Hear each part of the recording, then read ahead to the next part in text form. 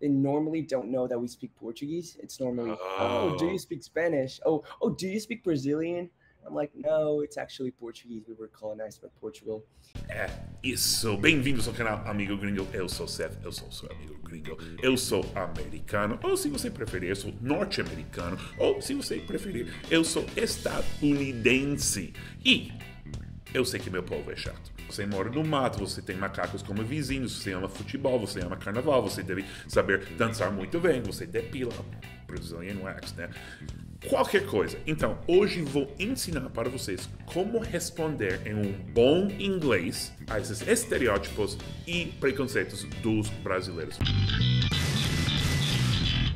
Nossa, estou vendo que aqui o fundo não é muito interessante. Deixa eu colocar essas orquídeas aqui. Vou ensinar para 4 brasileiros fãs do canal que me escreveram pedindo uma aula meio peculiar. Vou falar com eles pela plataforma do Cambly. Cambly tem todos esses professores maravilhosos de inglês, falantes nativos, e você faz aulas um a um com eles pelo computador, pelo tablet, pelo iPhone, tudo isso. Você sabe que meu amigo Dan é um super professor do Cambly. E se vocês perderam a oferta do Black Friday do Cambly, e isso é uma oferta, tem planos a partir de R$ 62 por mês e 60% de desconto em todos os planos. Então, para acessar esse desconto ou uma aula de graça que sempre pode acessar se é a primeira vez que você entra no Cambly, é só usar o link na descrição ou entre no site do aplicativo e usa o código que está aparecendo aqui. Isso é se é para adultos, ou aqui se é para crianças. Hello, are you Amanda? Yeah, hi Seth. Hi, can I call you Amanda instead of Amanda?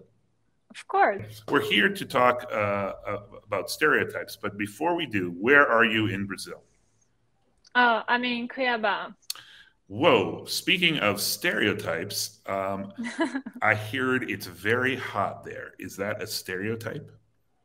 It is, but it is also very true. Yeah. Ronaldo.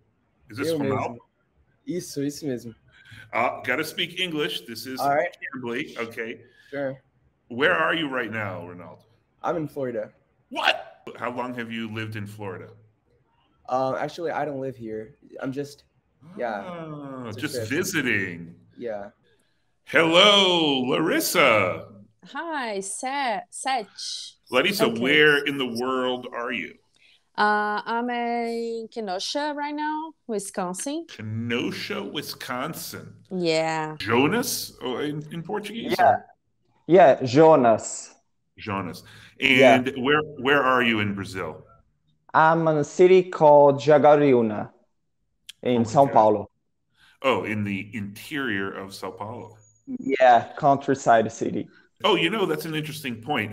Countryside is the best translation most times for interior, but we don't really have a real translation. I sometimes like to say like small town Sao Paulo. Mm-hmm. What are the stereotypes you've heard of Brazilians? Like samba.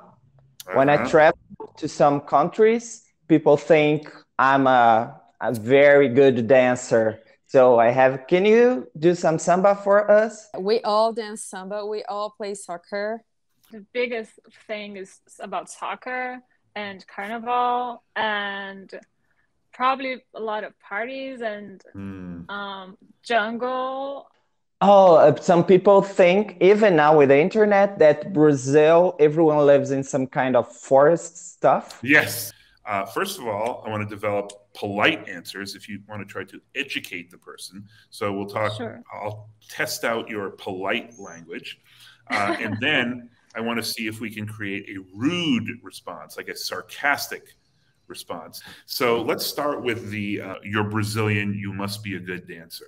I don't like to ignore the stereotype because usually it's sort of true in some ways, but it's sort of offensive to think that just because you're from Brazil, you're this way. So I'm going to write what my response might be here. Oh, you're from Brazil, you must be a great dancer. Oh, most of Brazilians love music, but we have plenty of wallflowers too. Do you know what wallflowers are? No.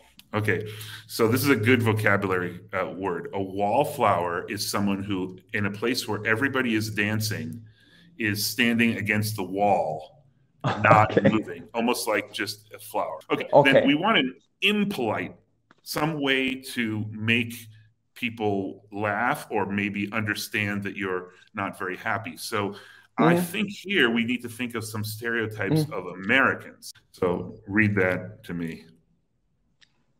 You're Americans, so you must be obese and eat at McDonald's every day. Oh, you're Brazilian. Can you dance some samba for me right now? Oh, no way. I'm a terrible dancer.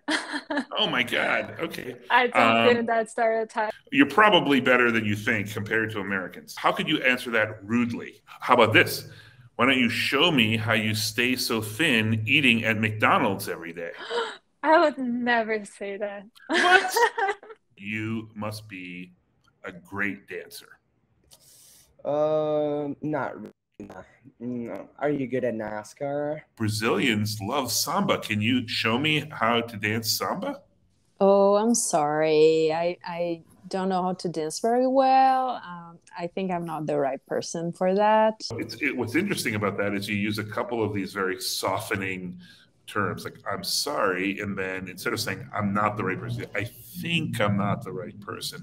Very polite. Can you think of a way to be sarcastic? Here's the way I'm suggesting people do it. To repeat the structure of the comment, but turn it against the American. So if I say to you, can you please demonstrate X? Then you say to me, oh, can you please demonstrate? And then some American stereotype. Just imagine I'm a very creepy American. Right. And you just don't like me. You don't need to be polite to me. Wait, hold on. Larissa is from Brazil. Larissa, dance some samba for us. We all want to see it. Why don't you dance some folk? I don't know what song. That's good. That's good. That's good. How about I got a better one though. If we want to be really, it's like an old-fashioned dance. I don't even know how to do it. The Chattanooga Choo Choo. Chattanooga Choo Choo. Chattanooga Choo Choo. There you are. If I were to say to you, oh, you're from Brazil, you must love soccer. You must be so good at it. What kind of response might you give politely? Oh, I'm sorry. I actually enjoy watching soccer, but I'm terrible at it. You mean football? To me, a woman answering that question could really say, like, well, actually, in the United States, actually, more girls play soccer than in Brazil. Yeah, you know that in Brazil, girls generally don't play soccer.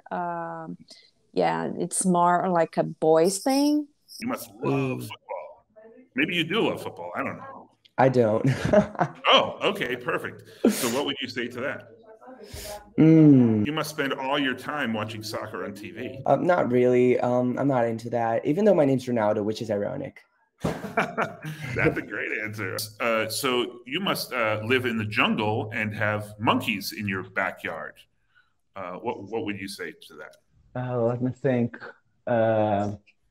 Polite, please. Be polite. Oh, okay.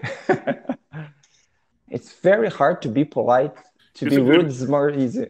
Yes. Well, so I maybe start with the word actually, and this is of course actually, a complicated word because in atualmente means something a little bit different, and here it means like na realidade. Right?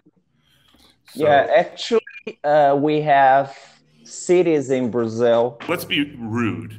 What would be a sort of a typical way to think of American, the way Americans live? In a very stereotype way, like you are American, you have like a huge TV in your living room. In your living room, and you have plenty of money to spend in whatever you want. I love it. That's a great one. Wow. You must find it hard to be here in Wisconsin. You must be used to living in the jungle, in the tropics.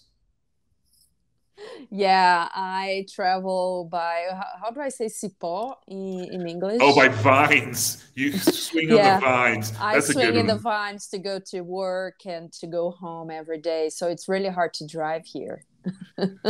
Wow, that's a great response. Okay, all right, I get it. You don't swing on vines, but there are monkeys everywhere, right? Like even in the city. Sure. Yeah, I even have a pet monkey at home, a boy and a girl, and they're so lovely. I gave them bananas every day. You have to see them.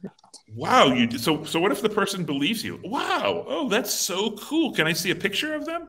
Oh, yeah, actually, I was joking. Sorry. Oh, that was a good sorry. That was a good sarcastic sorry. I like that. Do that one again. Sorry. You must live in the jungle, right? Are there monkeys all over the place? I think, oh my God. No, there aren't. I would just say that, and I would explain to them that Brazil is actually massive. But I have been answering that question in my entire life because I'm from Cuiabá, and people all over Brazil think that all we have here are monkeys and alligators crossing the street, which does happen sometimes, but it's not all the time. That's a great word you use. Brazil is massive. Yeah. That's a very American sounding word. Would you also say Brasil é massivo in Portuguese? People would understand, but they wouldn't say that. Okay, so this is a great example of a word that is really used a lot in English, but the equivalent would not be. What would you say? Brasil é enorme, é vasto. Enorme, gigante. Have you ever had anyone ask if you like live in the jungle? Or, Yes. Like, Yes. Really? Yes, actually. What would be a polite response? Well, Brazil is huge, and we don't only have the Amazon forest. It must be amazing to live like in the jungle with all those monkeys and Indians. Yes, it's amazing. I have an alligator as a pet. That's very good. Oh, really? That is so cool. What do you feed it? Oh, burgers from McDonald's. When did you start speaking English? Because you have very little accent also. Oh, thank you. I think I was 6, but I only actually started to love it when I was 1. And then I love something, I think you love Portuguese. So you just want to speak it so bad. For example, I'm in Boca Raton in Florida, and there's so many Brazilians. I just go out and like try to speak as much English as I can. You're exactly right. And this is the hard thing to teach. Like, you can't teach somebody to love doing it.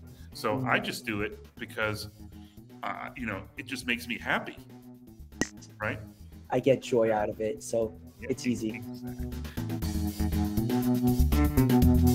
Exactly.